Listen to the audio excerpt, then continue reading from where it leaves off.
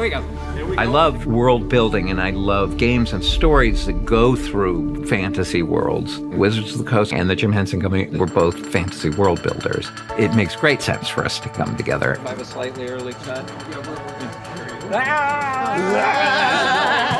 I was very excited to hear about it. As a longtime fan of Wizards of the Coast, I was immediately like, yes, please, yes. What are we doing? I was really excited about the idea that Shadowmoor and Lorwyn are two of the original worlds of Magic the Gathering. The piece kind of looks like maybe we would have made this in the 1980s during that fantasy boom. And all that's deliberate because it is a callback. These worlds are that old, but now they're being refreshed. They wanted something epic and inspiring and energizing. That's so fun.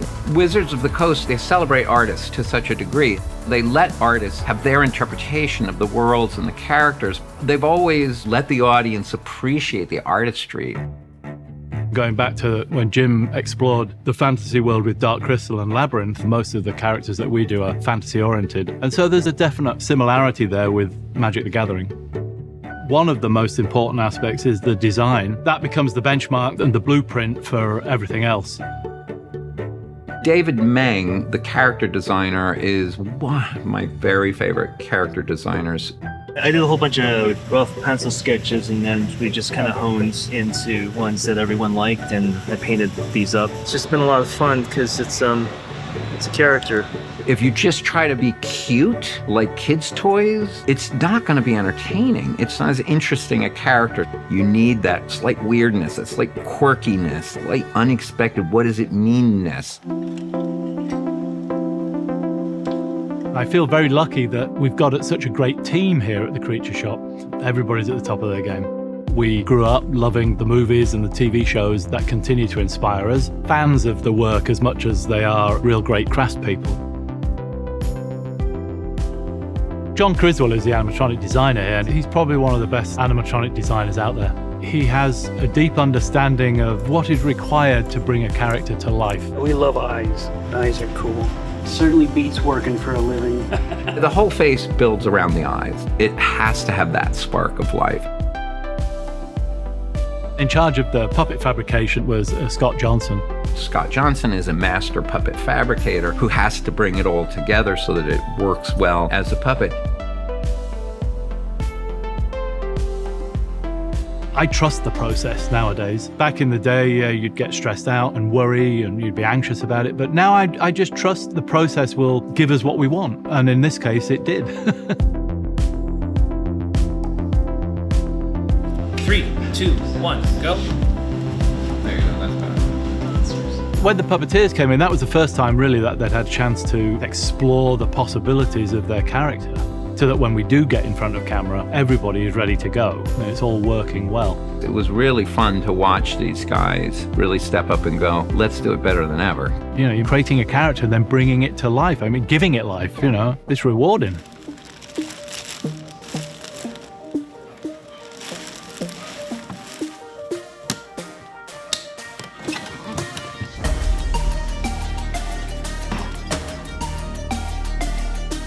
I love every time I get to go to set and see something that I've written created by these amazing artists. And 3, 2, 1, action.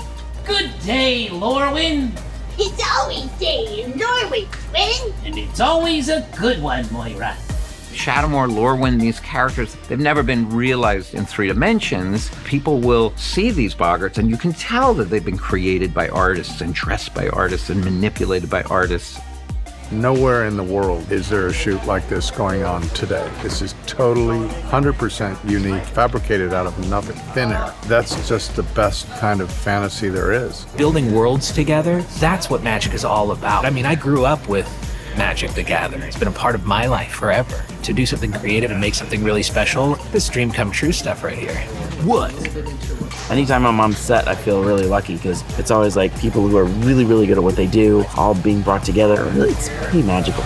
To get to come here for a week, play with these beautiful puppets and with skilled world-class puppeteers and just have fun and just create. It's just the most fun way to work. Doing very artistic work, but working within a team. With the Henson Company, we work together and we support each other. And so we're always there for each other.